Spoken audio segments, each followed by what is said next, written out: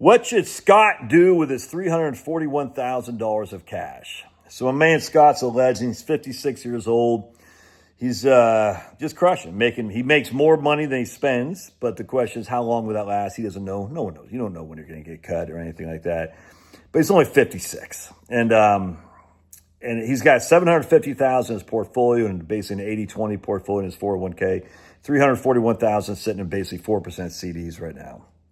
And we're talking yesterday, and Scott's not his name. We're using a fake name to protect the guilty. Guilty. Guilty as charged. And my man's just crushing. He's lost 80 pounds over the last 18 months or something like that because he went on a carnivore diet. 15 years ago, he was told that he'll be dead soon or at least in a wheelchair within 5 years. And he's alive and thriving. He said, I want to seek it. The lady in the university system of the hospital he went to said, oh, man, you better take this $200,000 a year medication or a month. I don't even know what it was, a year. He goes, you better take this medication or else you're going to die. And Scott's like, hell no. And she goes, stop being so stubborn. The thing is with you people is you just think you know better than us. And Scott said, I'm going to seek a second opinion. And 15 years later, not only is he not dead, he's also not in a wheelchair, and he's a rabid active hunter. So he has to go over these places, hiking and, humping 80 pounds of weight on his back, sitting outside in the freaking the wilderness. You're looking for that elusive thing he's trying to get. Ugh, but he's supposed to be dead. And the funny thing is, it turns out he had a different, so the lady at the university place, not his primary care physician, said, oh man, I don't know, you got to do this or else it's over. He said, no. So he went from doctor to doctor, finally found the guy, said, oh, all you got to do is a $300 test and you could find out quickly what was hammering you. And if you would have taken that medicine that lady recommended, you'd be dead because that medicine went exactly the opposite of what the thing is that you need, which would have conflicted with you. Anyway, long story short, so my man's alive and kicking. He'll probably be around for another 20, 30 years. His type 2 diabetes is gone because he went carnivore, losing weight. This guy's crushing. Anyway, so he's got a lot of cash, but he's like, look, I could get laid off anytime. And everyone, we don't know when the axe falls. No one knows. He goes, I'm not thinking I will. I like my job. I'm good at it. In fact, I'm quite good at it. I just don't know, what the future holds. So I want to keep some cash. I said, no, I get it, man. There's my pool. Look at that pool. Oh, but Josh, that's such a waste of money. As a financial planner, your financial house is a mess. Anyway, so my man's like, I could get axed anytime, but I like having cash in case that happens, and I'm getting 4%. But he said, do I have too much?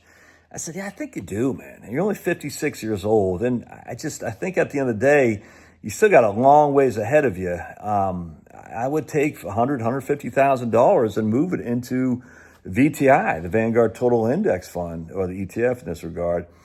I said, that's still going to leave you over $200,000 of cash, which will more than cover a couple years' expenses should you need, if you get canned. But at the end of the day, I just think you're too young to have that much cash. And I hate to actually utter these words, too young to have too much cash, but I think he is. And I said, of course, what's going to happen the minute you put that money to work in the VTI. And he said, yeah, I'll go down 25%. I said, yeah, exactly. We know that's going to happen. But the problem is that over any 10-year time frame, and I'm reading these articles or these white papers right now. Here's one from this guy from AQR, Illiman or whatever his name is. And this is Equity Market Focus, Interrogating Historical Data. And here's one from the Federal Reserve Board of Atlanta. Aging, deflation, and secular stagnation. It's hard to make a case that equity markets are going to give us high rates of return over the next 15 to 20 years. It's just hard to make that case. Whoa, you okay there, puppy? Whoa, someone just... You all right? What are you doing? I just don't think you can make a case that equity markets are going to give us more than a 5 or 6% rate of return. And that's gross. You factor in a 2%, even a 3% inflation, you're talking a real rate of return of 3 to 4%. I think that's absolutely right. I don't see how you can make a case otherwise. Right now we're starting at still high valuations. Look, I'm not a doomsdayer. I don't think we're all dead, but the valuations are high. Stock valuations are high. That's just a fact. Dividend yields are low. All right. And these are just two facts. And if you look historically, the current valuations plus the dividend yields are what drives the predominant amount of future returns. And so then you got to say, well, the earnings growth will make up for it. You're like, really? Well, the earnings growth, where's the earnings growth comes from? Stock buybacks, yeah, to some regard. But can you actually expect the earnings growth to continue, especially as my man from the Feds talk about here at the Atlanta Fed, about a decelerating economy? Stagnant growth, low inflation, low interest rates. It's just hard because as an aging population, it's just hard to see that earnings per share are just going to jump to justify the current valuations, never mind to justify an increase in equity prices to go above the current valuations, which are high.